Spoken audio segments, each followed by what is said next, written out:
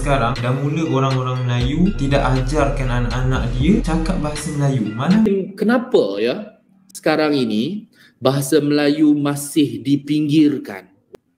Jadi keadaan ini ya disebabkan oleh kedudukan bahasa Inggeris tadilah yang Halo Historical, ketemu lagi di channel Historical. Para kaum minasan, kaum militan, nasionalis dan santuy. Kali ini kita akan membahas tentang keresahan warga Malaysia ya, yang bahasanya mungkin punah atau ditinggalkan oleh penutur-penuturnya di negaranya sendiri. Seperti apa videonya, jangan lupa subscribe, tembuskan 10.000 subs. Kita lihat video reaksinya.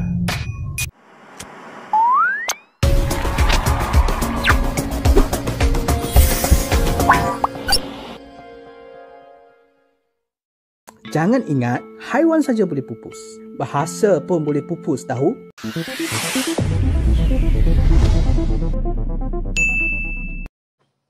Assalamualaikum warahmatullahi wabarakatuh. Halo, kembali bersama dengan kami di channel ini.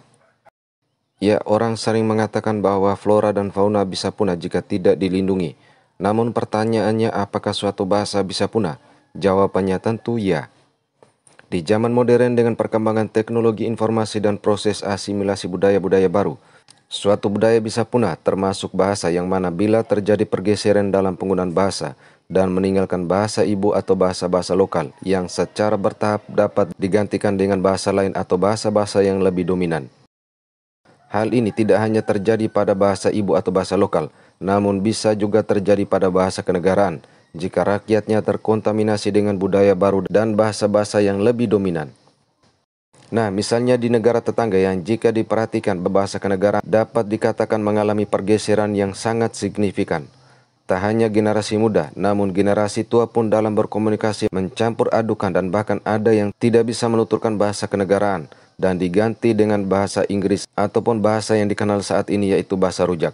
sebenarnya bahasa yang kita pakai ni, kalau kita tukarkan dengan bahasa yang lain, lama-lama dia akan luput daripada fikiran kita. Lama-lama bahasa asing yang akan menggantikan bahasa kita. Kalau kita tengok dekat Singapura, macam hari tu ada video yang tular di media sosial, kita tengok macam mana orang Melayu kita sendiri tak reti cakap bahasa Melayu. Saya rasa benda ni amat merisaukan lah. Zaman sekarang dah mula orang-orang Melayu tidak ajarkan anak-anak dia cakap bahasa Melayu. Mana mereka menggunakan bahasa Inggeris di rumah. Bukanlah saya nak mengatakan bahasa Inggeris ni tak bagus. Bahasa Inggeris ni merupakan bahasa pengetahuan, jadi kita kena tahu. Tapi yang menjadi tak eloknya bila anak-anak ni langsung tak tahu bahasa Melayu, ataupun mereka tahu tapi mereka tak boleh nak membalas dalam bahasa Melayu padahal mereka orang Melayu. Contoh lain, kita panggil orang tu uncle, kita panggil orang tu auntie, kan? Itu kan bahasa Inggeris. Mungkin agaknya orang cakap uncle dan auntie tu lebih muda lah daripada pakcik dan makcik. Sebab sekarang ni Irish ni antara bahasa yang terancam. Kalau kita Google, kita boleh tengok berapa banyak bahasa yang terancam dan ada pun yang dah pupus. Bahasa ni boleh jadi pupus sebab apa? Pertama,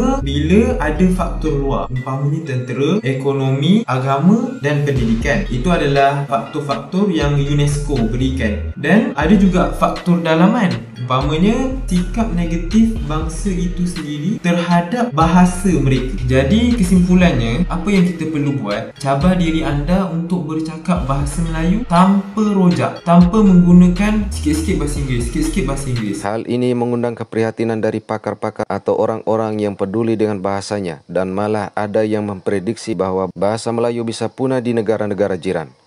Sejak beberapa tahun, para pakar dan pemerhati bahasa di negara jiran memang gencar berupaya untuk memartabatkan bahasa Melayu sebagai bahasa kenegaraan. Namun usaha ini masih mengalami hambatan karena sejak menjadi negara koloni Inggris, penggunaan bahasa Inggris yang bercampur aduk dengan bahasa Melayu ataupun terkontaminasi dengan bahasa-bahasa baru seperti bahasa rojak membuat kondisi kebahasaan di negara tetangga makin suram. Dari sudut identiti bahasa kita, kalau kita lihat dulu berapa ramai daripada kita yang masih lagi menguasai tulisan Jawi. Hari ini berapa ramai orang Melayu yang mampu bertutur dengan bahasa Melayu yang bagus. Hari ini berapa ramai orang Melayu yang mampu untuk memahami sejarah bangsa dia. Mekar. Tetapi kenapa ya sekarang ini bahasa Melayu masih dipinggirkan? Walaupun berkembang, tetapi dipinggirkan di negara yang menggunakan bahasa Melayu sebagai bahasa kebangsaan. Silakan Doktor. Kan.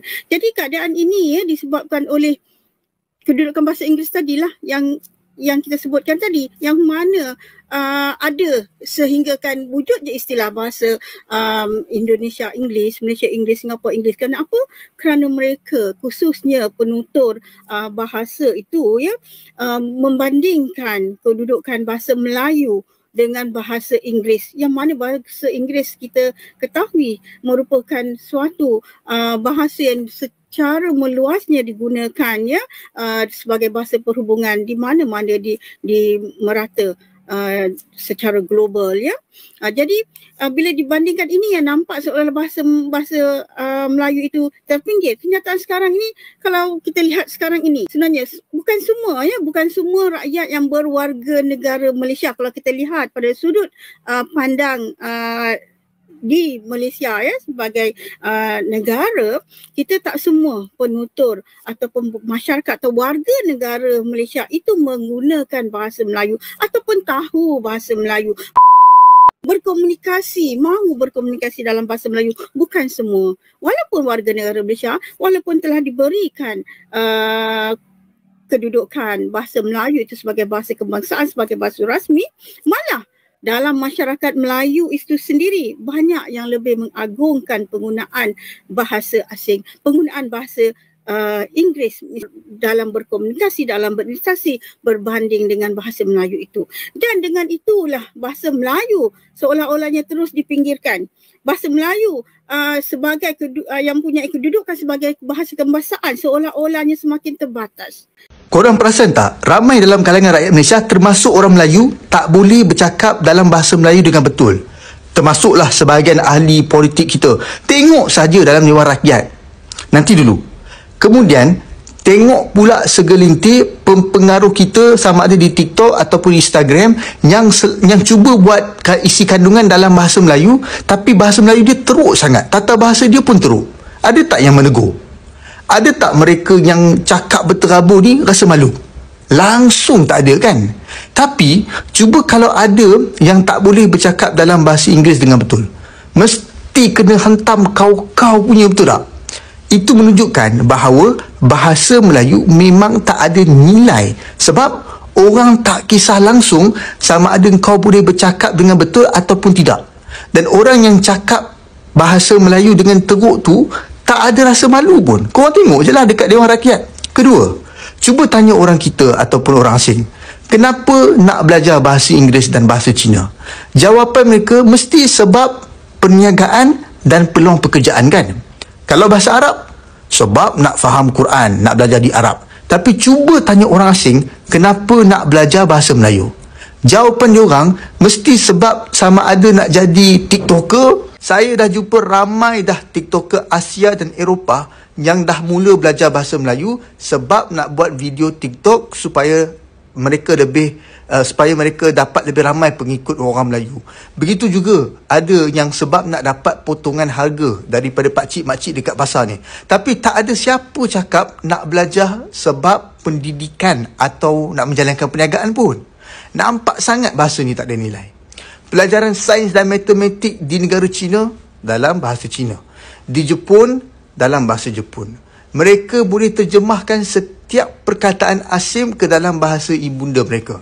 Tapi di Malaysia, pemimpin dan rakyat kita sendiri mengatakan kedengaran lucu kalau perkataan-perkataan sains tu ditukarkan ke dalam bahasa Melayu. Dan sampai ke tahap kita tak ada terjemahan khusus ke atas perkataan-perkataan tersebut.